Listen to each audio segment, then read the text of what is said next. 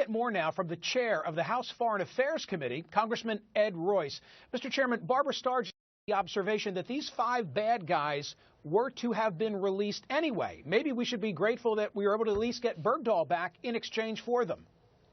Well, Michael, the difficulty with the premise that we should have released the individuals who were, the Deputy Minister of Intelligence, the Deputy Minister of Defense for the Taliban, a third individual who was very close to Osama bin Laden, a fourth who was involved in crimes against humanity, and the fifth who likewise had been involved in killing many innocent people who were not Taliban. 4 of the 5, by the way, are tied into al-Qaeda. It's not just Taliban here. I think what's driving it is this impetus. They've got a special envoy now in charge of closing Guantanamo. From their standpoint, from the administration's standpoint, they're all going to be transferred out because they want to release all of them. But whether that's prudent, especially under conditions where now they've already been in contact, or at least one has, with the terrorist networks, we're going to see these guys on the battlefield again. Would you have left Bergdahl behind? Well, I think we should do what we can do to try to negotiate the release of our service members overseas, but the reality is you're looking at 5 individuals, 4 of whom were high-ranking in al-Qaeda, not just in the Taliban, and we've got the experience now that 30% have shown up back on the battlefield to try to kill Americans. So I don't think that was a good trade-off. Is your view of this transaction skewed by the fact that you believed then and believe now that Bergdahl was a deserter? My view of this is skewed or is patterned by my knowledge of what's been done to release not just these 5, another 6 to Uruguay who, from the documents that I've seen, had ties to terrorism, and the rationalization on the part of the administration. I think deep down that the only thing driving this is the impetus to close Guantanamo Bay and fulfill a campaign pledge. And I just don't think, in the face of the reality of what these individuals have done and will likely do again. In the case of Uruguay, we've had 40 cases of them in proximity now to our embassy down there. In the case of these 5 that we talk about here in Qatar, we've got ample evidence that they, at least part of that element, intend to return to the fight. And so given the reality we're dealing with here and the fact that they've killed between them thousands and thousands of human beings, I don't think it's wise to release them. Mr. Chairman, in the aftermath of September 11, I was of the throw away the key mindset. And as the years have passed, the attorney in me has become increasingly troubled by the fact that we are holding individuals there who've not been given the benefit of a trial. Are you similarly concerned?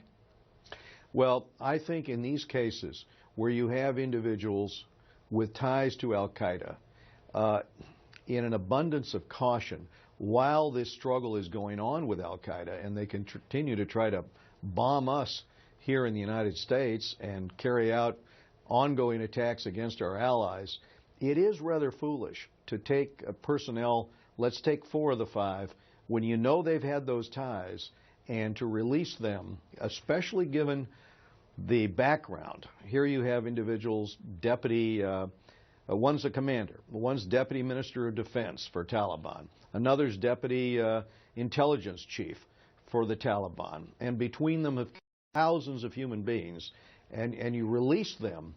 I think we know what's going to happen, and it's going to cost American lives and the lives of our allies. Okay, but the alternative then, I guess what I'm saying is, look, this conflict is not ending.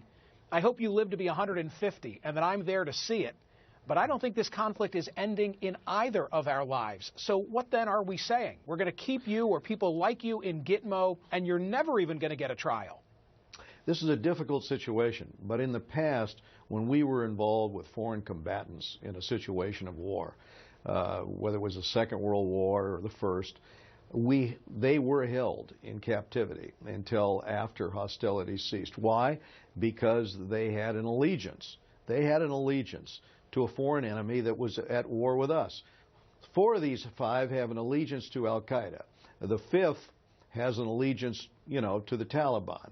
The Taliban has not laid down their arms. Now, if we manage to negotiate that, and they do, then there's something to talk about in terms of perhaps releasing them, or at least releasing them under conditions in which they are observed on an ongoing basis. But to release them with a one-year period after which they're going to go free to do what they want to do and travel where they want to travel, while Al-Qaeda is still carrying out a war with us and the Taliban is still making war on the United States, that is throwing caution to the wind and taking enormous risks with our personnel and with our allies in the region who can come Quick final question, if I might. Yes. Is there any congressional plan on this issue? Anything you as a member of Congress can do, the chair of your committee, your powerful committee? We are seeking documents right now in order to delve further into the release of some of these individuals who obviously have turned out to be an ongoing threat. And at the same time, another step that we're trying to take is to block the closure of Guantanamo, because we think that's driving the immediate release of these individuals who have a pattern of carrying out terrorist attacks against civilians and against U.S. military. Chairman Royce, thank you for your time. Thank you very much, Michael.